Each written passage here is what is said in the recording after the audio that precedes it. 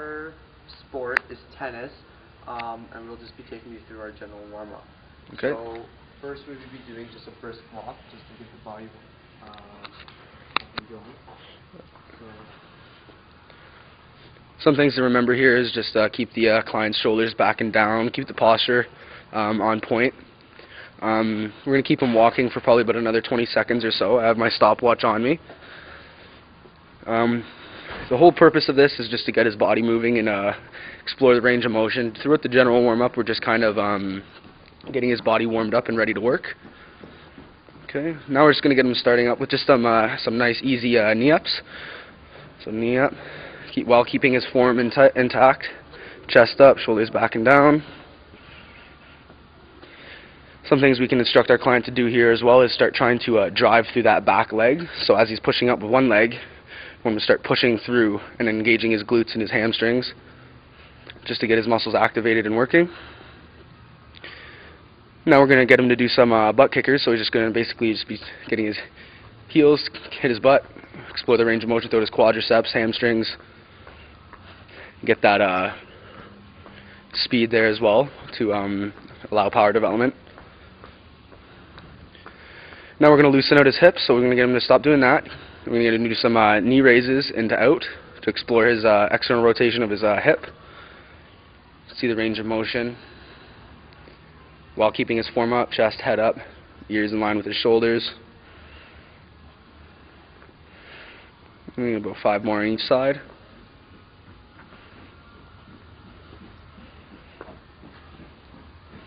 Just get out of the way of the runner here.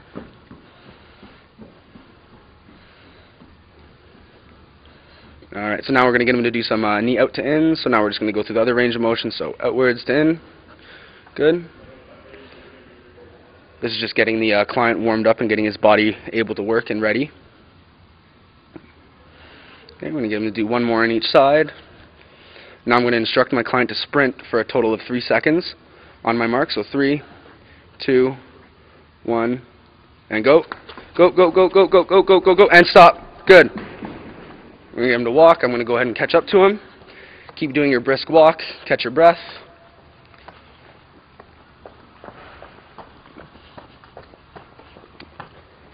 See how the client feels. Now we're just going to get him to do some lateral shuffles. So we're going to get him to face towards the wall or the inside of the gym, whichever one he wants first. And just explore those abductors and adductors. Really getting those muscles engaged, getting the client to focus on what he's actually working throughout the exercise.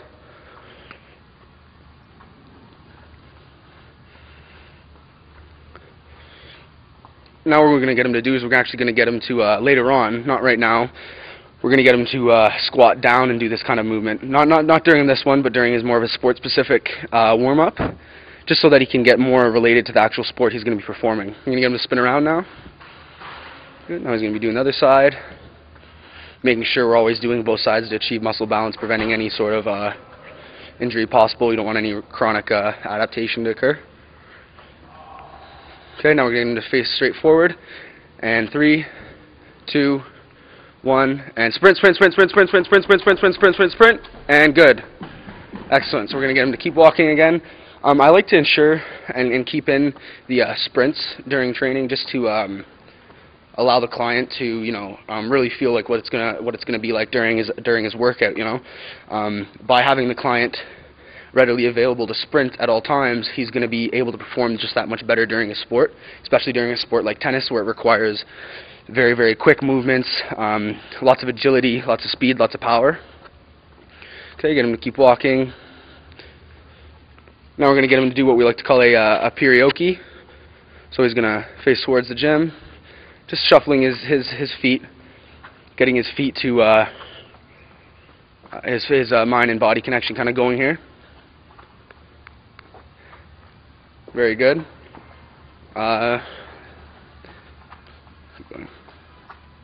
Very good, good stuff. Now what we're going to do is we're going to get him to use the line here for a minute. And what he's going to do is we're going to instruct him to put 1 foot in front of the line, 1 foot behind the line, laterally. Okay. And what he's going to do is he's going to shuffle back and forth between his legs.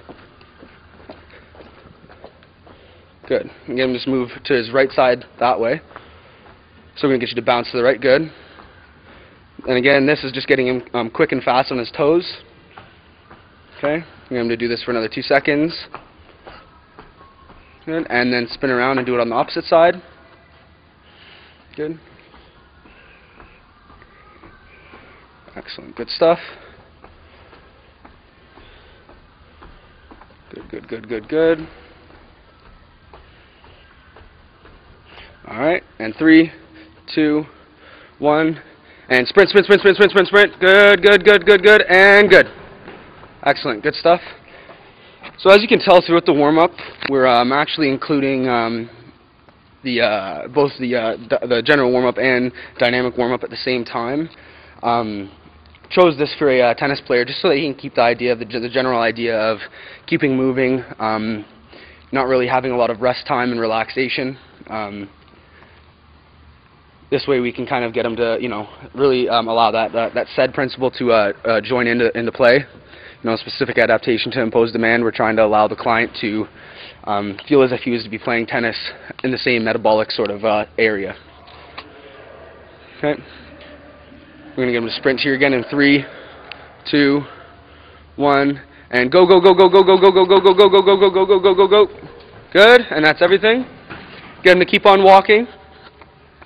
Before I catch up to him real quick. Now we're going to get into a little bit more specific stuff. And we'll be back in a second. How do I pause it? Okay, so this is Billy and Craig back now. We're going to be showing you guys our sport-specific warm-up.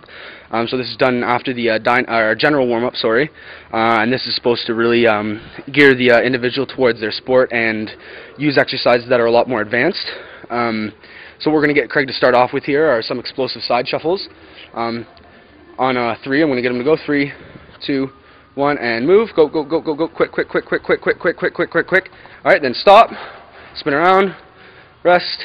And go, go, go, go, go, go, go. Quick, quick, quick, quick, quick, quick, quick. Keep that chest up, head up. Good. Excellent.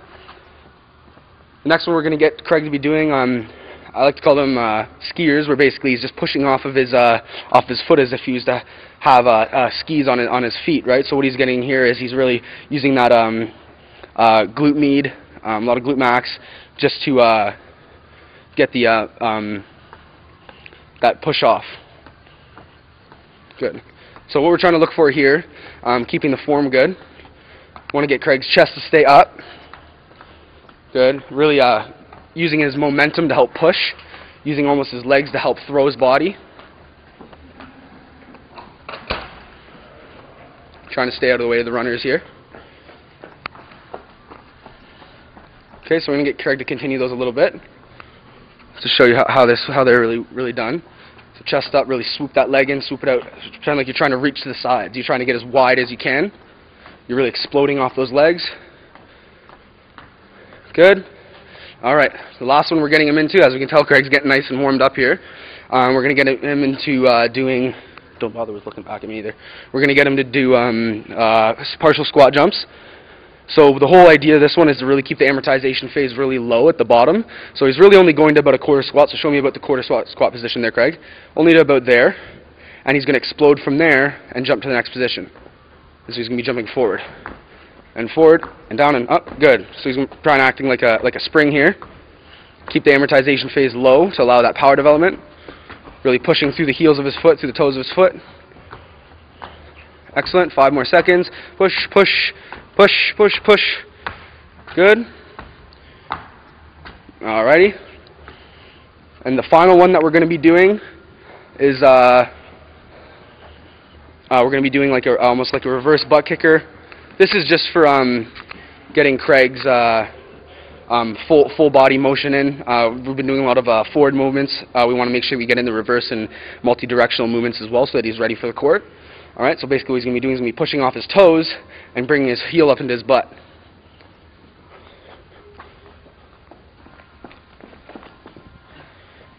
Heels to the butt, Craig. Come on.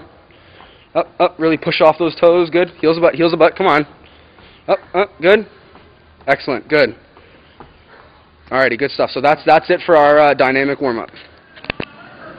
Okay, so this is the starting of our hypertrophy-based program in the, what's the season again, Craig? It's off-season. Off-season. So this is our off-season hypertrophy-based workout. What we're going to be doing here, we're actually getting Craig through a circuit just to keep his metabolic systems intact for when he needs to go back and train. So what we're going to get him to do here is he's going to be doing some squats, calf raises, adductors, and abductor work.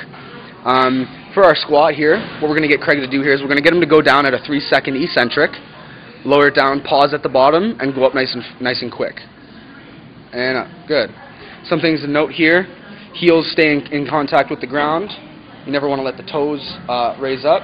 You want to make sure that the knees stay back, bum kicks out. Some other things to note that a lot of people don't check when doing squats is to make sure that their elbows stay very, very nice and tight and forward, and ideally you want to try and keep them right under the bar. This is usually caused from a internal or external shoulder inflexibility. So this is going to be key for assessing our client's ability to stay through that range of motion, develop muscle, and keep that muscle nice and safe. Our rep ranges here, we're going to try and shoot from about 8 till 12. Keeping it at this tempo is ideal for hypertrophy due to the fact that the time under tension, which the muscle has to endure, is going to be roughly between 40 and 70 seconds throughout all the exercises. Okay, so we're going to get Craig to finish two more reps. And up, right through the heels, driving through the heels, and all the way up. Very good. And rack the bar up. Good stuff. Okay, so this is now our second part of the circuit. We're going to make sure that the machine's obviously set up for optimal client use, preventing injury as much as possible. This is our adductor machine. The reason why we've chosen adductors is because, of course, our client is intermediate leveled. So using machines and other devices are just going to help the client get used to the whole neurological effect, get his muscles working properly. So the same idea with this one. We want to try and go in nice and smooth and release for about 3 seconds and pause at the amortization phase. And down slow, pause, and in. 3 seconds, 3, 2, slower than that, and in quick, out slow. And in. Good. There you go. 3, 2, 1, pause, and in. Longer pause. Hold it, hold it, hold it, and in. Very good. Much better. Good stuff. Okay, we're going to get him to do 8 more. Once again, the whole idea for this one, 8 to 12 repetitions, keeping that time under tension very, very high to allow hypertrophy to be achieved throughout the muscle. We can get Craig to do 6 more. And in. Good. 1, pause, and in. Keeping that head in line, chest up, breathing. Inhale as you let the weights down. Exhale as it comes up. You're going to do 4 more. Excellent. Good stuff, Craig. And in. Keeping his eyes off of the girls in the gym. And in. And 1 more, Craig. 2, 1, and in. Good stuff, and let it go nice and slow. Very good. Now we're going to get Craig to superset right over here to the adductor machine.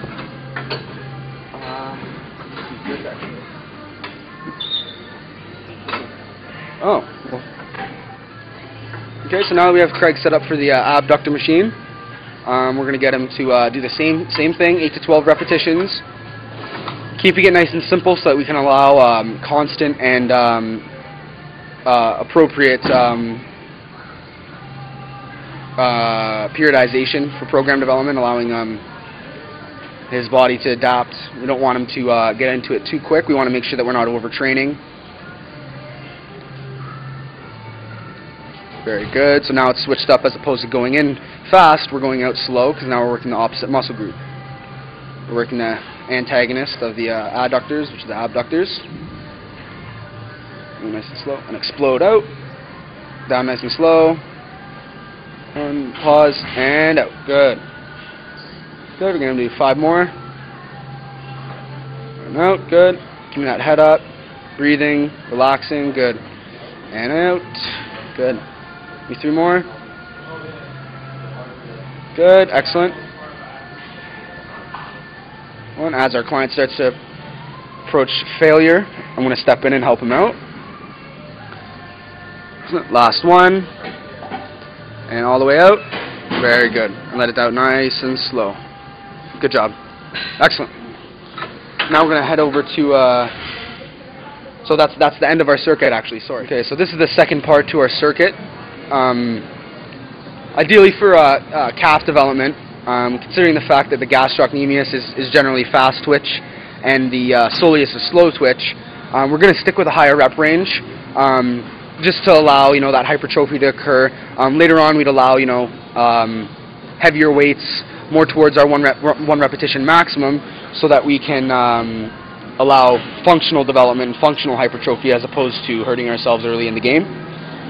As we can see here, Craig's really going nice and slow on the eccentrics to allow most muscle breakdown to occur.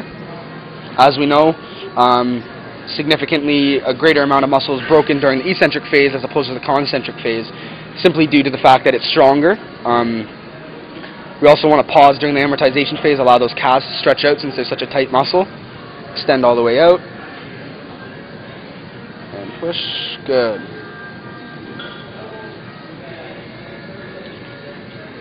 Excellent. Nice and slow. Oh, good. Keep going nice and slow. How many are you at, Craig? 8. Do 7 more. 6 more. 5 more.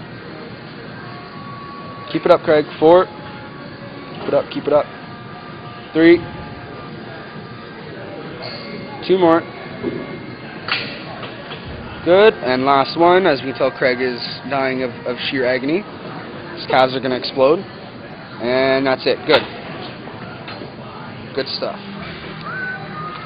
Okay, so before we continue, we're going to be following through our second part of the circuit. Our first circuit was the squat, calf press, abductors and adductors. Now we're heading over to our bench press, barbell row, shoulder press, and we're going to work on some rotator muscles. As we said before, generally the rep range is going to be around 8 to 12, keeping the time under tension high and our rest periods very, very short. Throughout the hypertrophy and muscle development sections of our workouts, we want to generally stay between 30 and a minute and a half in terms of our rest times. Sets, we want to keep at about 3 or 4. As we progress through, we're going to add in more sets and repetitions, just to give our body that forceful adaptation. Okay, so now we're going to get Craig here started out. He's going to be doing his bench press. We're going to get him to use our general wider grip bench. Towards more of the actual in-season, we'd want to start using more of dumbbell work so we can allow that rotational strength to be there so that we prevent injury even more. It's also going to allow a little bit more of a neurological adaptation. So some things to mention when we're in here. Heads up against the back of the bench. Low back has slight curvature in it. Natural curvature though. Heels are on the ground. Glutes are not engaged. We want to make sure that it's all the upper body and not a full body workout. Okay, so we're going to get Craig to go ahead. Going down for 3 seconds, pausing at the bottom, and up. Good. Up for 3, 2, 1, and up quick. Good. 3, 2, 1, and up. Very good. Keep it going. Some things to instruct the client just for some bench press technique is to keep their body tight. You want to make sure that you're strong from the base up.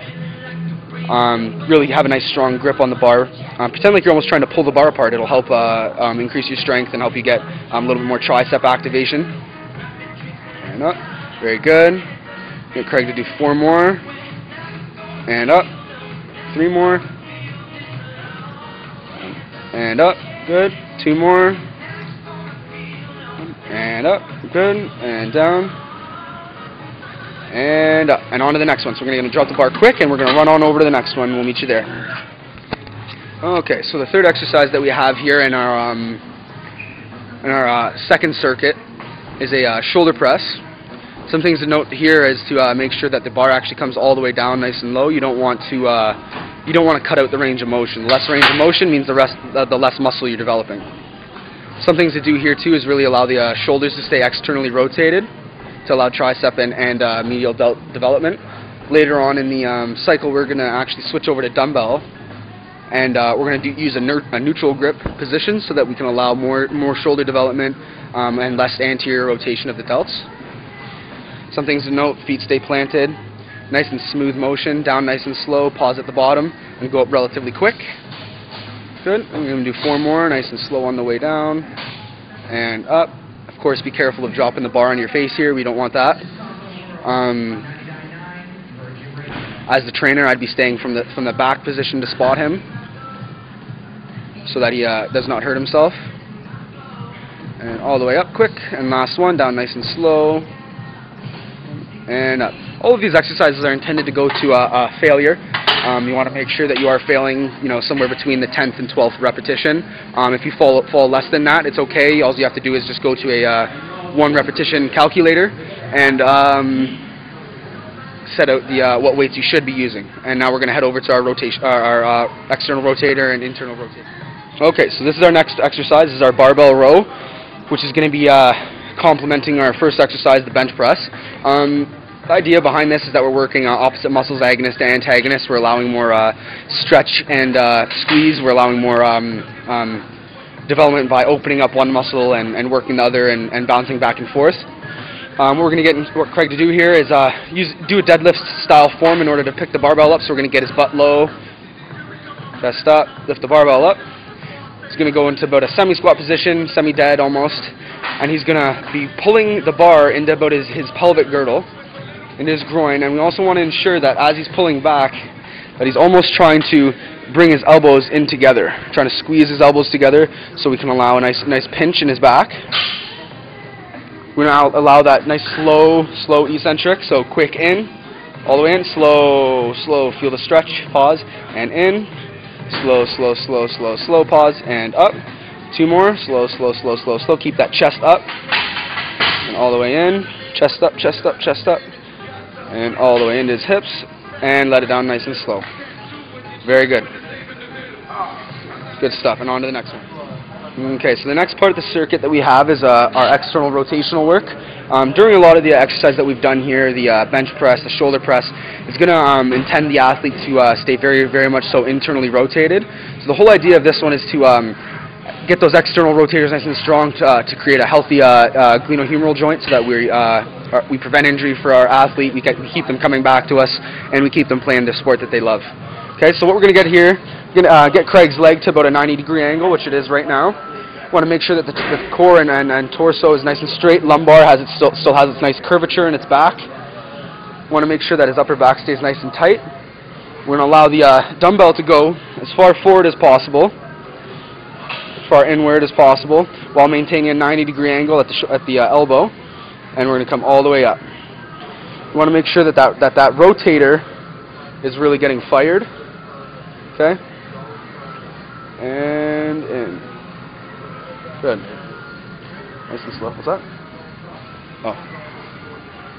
And up. Good. For rotator work, ideally you want to stay with rep ranges between 15 to 20 due to the fact that they are very, very, very, they're A, fast twitch, and B, they take a lot to really break them down. Towards more of like the sport-specific stuff, towards more like the in-season, we'd start doing things such as axle presses, stuff like that to really ensure that the shoulder joint stays nice and healthy.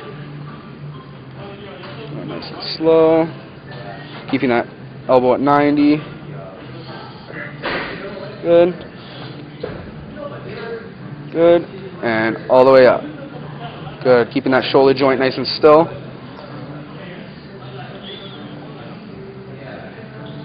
Good. Keep that shoulder here until it starts moving. That's where you stop. And up. Good. So keep that shoulder in position. And then pause there. And up. Good stuff. And that's where you failed. Good. Now we'll switch over to the other side and do the same thing. So chest up, back nice and tight, straight. Pretend like you're standing up, but you just are supported by the bench. And all the way up. So we want to make sure his sacroiliac's nice and planted on the bench. Everything's nice and parallel and symmetrical. Go down nice and slow. Keep that elbow at a 90. And pause there. And up. And up. Good. And stop there. And up. Good. Nice and slow. Keep that arm at a 90. Good. Slow, slow, slow, slow, slow. Right here. Some things you can do for your client too, especially for this exercise, is really poke the area in which they're supposed to be working. It's going to help them give a good idea as to how to work the muscle properly, where they're supposed to be feeling it. With an exercise like this, it is quite advanced, so it's harder to get the client to adhere to it. But this is actually quite ideal for neurological adaptation. Good. I'm going to do 2 more. Hopefully, it doesn't fail on the second one. Good. So going down nice and slow. Fail. So this one, and that's it. Good. Excellent. So now what we do here is we'd get our client to probably complete another whole round of that set, and then as we continue into our training, we'd get the client to add in more sets, more repetitions, increase the time under tension, and force him to adapt. Okay, so the next exercise we're going to get Craig here to do is our skull crushers or tricep extension. This is just for developing the triceps. The next circuit that we're going to be doing is involving our triceps, biceps, and our forearms. Okay? Bring the bar down nice and slow all the way up to the forehead. We want to make sure that that elbow stays pointed directly to the roof, and you don't want to allow any movement in it. Keep that elbow pushed up against my finger and keep it there. Very good. Now nice and slow. And up. Good. 2, 1, and up. 2, 1, and up. Good. Same thing as this one. We want to keep the repetitions relatively mediocre, so about 8 to 12. Keep that joint nice and healthy. Allow that muscle development. We're going to get Craig to do 2 more. We're up nice and sloping down. And up, up, up. Down nice and slow. 1, and up. Very good. We'll just do 6 reps. We'll just do the pronator. It doesn't matter. All right. So this is our this is working the extensors of our forearms. We're going to make sure that as we're coming up nice and quick. Pausing at the bottom, making sure his elbows are staying planted into the pad. Explode up. Go down nice and slow. Keeping his forearms down. You don't want to see any movement in the shoulder, as I'm seeing right now. Keep his shoulders tight. Keep your back tight. Much better. Very good. Very good. Nice and slow as you go down. Pause and up. Keep that forearm there. And as we can tell, our client has reached failure, so that's the end of the set. And we're going to have to make sure that we go back and adjust the weights and repetitions to the client's abilities. Okay, so the last exercise that we have for our circuit is developing our forearms. Forearms are actually quite crucial over certain, very many sports, including golf, tennis, basketball, hockey. Your forearms are really tend to be the weak point in a lot of individuals. As we strengthen our forearms, we're going to allow stability through our wrists, through our hands, all the way up to our shoulder, right? Same thing with this one. We really want to allow that time under tension. So going up nice and quick, going down slow, slow, slow. Really feel that muscle pull. We want to allow the muscle to really be stretched open here. Pause at the amortization phase and explode in. Slow, slow, slow, slow, slow. Pause at the bottom and up. Good. Do 3 more and up, up, up. Down nice and slow. And Pronators too. I said 3 more. Okay, so the next exercise that we're going to get Craig to do here is our bicep curl. So we're going to keep the shoulders nice and tight and nice and back, keeping those elbows in the same position, allowing a nice slow eccentric, making sure that we're extending the elbow all the way so we can allow the activation of our brachialis. Brachialis is the fast twitch muscle of the bicep, and it's generally used from about the first 10 to 20 degrees of elbow flexion. The long head of the bicep really is quite useless unless it's used for the 5th rotator muscle, as some of us sometimes note it as. For the most part, in terms of sport specificity, we need to be activating that brachialis to allow sport-specific development, because that's where a lot of your strength and power is going to be coming from. And explode on the way up. That's how it's going to really affect that. It's going to take the stress off the biceps and keep it on the brachialis. Nice and slower. And up. I'm going to do last one. 3, 2, 1. Pause. And up. Very good. Good stuff, Craig. as Craig sets this up, I'm just going to go over the last exercise to our hypertrophy-based workout. This is the low back extension, really tightening up and strengthening the erector spinae muscles. As you can tell, throughout the workout, we've done lots of agonist to antagonist, lots of compound sets, working lots of the big muscle groups. What we want to do here is we want to make sure that that chest stays up and that back stays tight. Pause about there, and up. Go down nice and slow. Chest up, chest up, chest up, chest up, and up. Very good. You really want to make sure that you maintain that curvature, because that's when you need it. You don't need to have a strong back when your back is not curved, right? You want to make sure that your back maintains posture. And all the way up, chest to the roof. Good. Some things you want to note too, if you have a client who has high blood pressure, or sorry, low blood pressure, this is an exercise that you would not want to be performing. It could cause them to faint, or aka not give you money anymore. Get him to do 2 more. Down nice and slow, reach his failure point.